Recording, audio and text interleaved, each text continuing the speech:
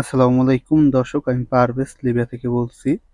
আপনাদের জন্য গত 24 ঘন্টার শরণার্থীদের কিছু গুরুত্বপূর্ণ আপডেট নিয়ে এলাম।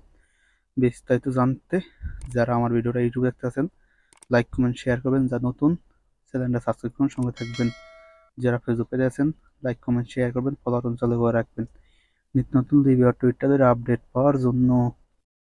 ইউরোপীয় সংস্থা জানালো যে উদ্ধারকারী সংস্থা জাহাজ হিউম্যানিটিয়ন তারা গতকাল রাতে ভূমধ্যসাগর থেকে তারা 42 জন শরণার্থীকে উদ্ধার করছে। উদ্ধারকারী সংস্থা জাহাজ হিউম্যানিটিয়ন তারা গতকাল এই শরণার্থী উদ্ধার করে তাদের শিবিরে রাখা হয়েছে।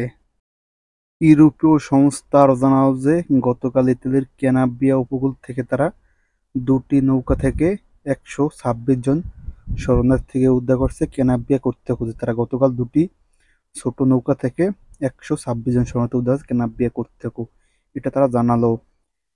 ইউরোপীয় সংস্থা জানালো যে গতকাল তিউনিসিয়ার কোস্টগার্ড তারা দুটি নৌকা থেকে 52 জন শরণার্থীকে আটক করে তিউনিসিয়ায় ফেরত নিয়ে আসা হয়েছে। আর তারা 4টি লাশ উদ্ধার করছে একটা নৌকা থেকে, যে নৌকাটি মনে হয় ডুবে গেছিল। ডুবে যাওয়ার পরে এই নৌকাটি মনে হয় পরে ভাইসে উঠছে, ভাইসে যাওয়ার পরে 4টি লাশ পেয়েছে সেই নৌকার ভিতর। 4টি লাশ সহ তারা 52 জন শরণার্থীকে আটক করছে তিউনিসিয়ার কোস্টগার্ড, এটা তারা জানালো।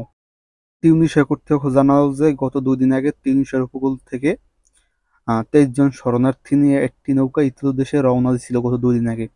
সেই নৌকাটি এখন বর্তমানে ভূমধ্যসাগরে নিখোঁজ আছে। যে তিউনিসিয়া থেকে ইতালি দেশে রওনা হয়েছে, পরে এই 23 জন শরণার্থী এখন বর্তমানে মধ্য ভূমধ্যসাগরে নিখোঁজ আছে, তাদের কোনো খোঁজ পাওয়া যায় না, এটা জানালো তিউনিসিয়ার কর্তৃপক্ষ।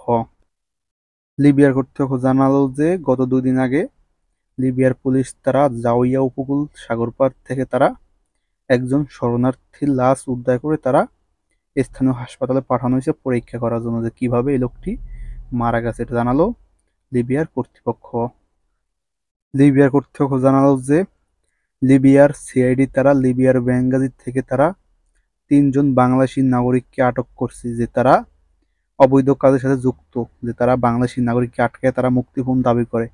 পরে লিবিয়ার সিআইডি তারা তথ্য পেয়ে তারা 3 জন বাংলাদেশি নাগরিককে আটক করে তাদেরকে জেলে পাঠানো হয়েছে। তারা বাংলাদেশি নাগরিককে আটকে তারা মুক্তিপণ দাবি করে, তার জন্য পরে লিবিয়ার পুলিশ তাদেরকে আটক করে জেলে পাঠানো হয়েছে। এটা হলো লিবিয়ার বেঙ্গাজি এই ঘটনাটা হয়েছে, এটা জানালো লিবিয়ার কর্তৃপক্ষ।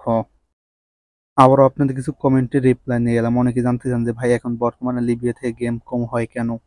এটা আপনাদের বলি যে এখন বর্তমানে একটু লিবিয়ার সমস্যা হইতে আসছে, যে আবহাওয়ার কারণেও পরে মানে প্রশাসনের কারণেও একটু সমস্যা চলতেছে। তার জন্য বেশি একটা এখন বর্তমানে লিবিয়া থেকে গেম হয় না, অল্প হয়। তার জন্য বেশি একটা গেম এখন বর্তমানে হয় না।